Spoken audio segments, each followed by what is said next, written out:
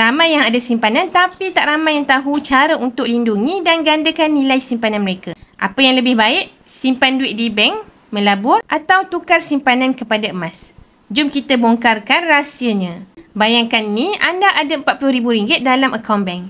Anda rasa selamat tapi tanpa sedar nilai duit tu makin berkurangan akibat inflasi. 10 tahun lepas, RM40,000 boleh beli banyak barang. Hari ni, nilainya sudah jatuh. Jadi, apa pilihan yang lebih bijak?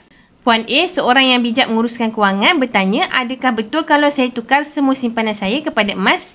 Jawapannya, jangan letak semuanya dalam satu bakul. Seorang penyimpan yang bijak akan bahagikan simpanannya. Mengikut saranan pakar kewangan Tuan Azizi Ali dalam buku Jutawan dari Planet Jupiter, ini formula yang anda boleh gunakan. Pertama, simpanan bank cukup untuk 1 hingga 2 bulan perbelanjaan harian. Kedua, ASB tabung haji KWSP untuk kecemasan dan belanja hangus. Yang ketiga, emas untuk simpanan jangka panjang yang kalis inflasi dan melindungi kekayaan. Kenapa emas? Sebab nilai emas tak bergantung pada kerajaan, mata wang atau ekonomi semasa. Ia sudah terbukti sebagai pelindung kekayaan selama ribuan tahun. Bila duit jatuh nilai, harga emas naik. Jadi, berapa banyak emas yang anda patut simpan? Jika anda serius mahu lindungi simpanan anda, mulakan sedikit demi sedikit. Dengan Public Gold, anda boleh mula menabung serendah RM100 melalui akaun Gap.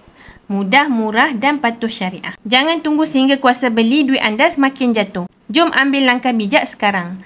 Anda boleh rujuk video yang saya pin di profil 5 langkah mudah daftar akaun Public Gold dan saya akan bimbing anda cara simpanan emas dengan strategi terbaik.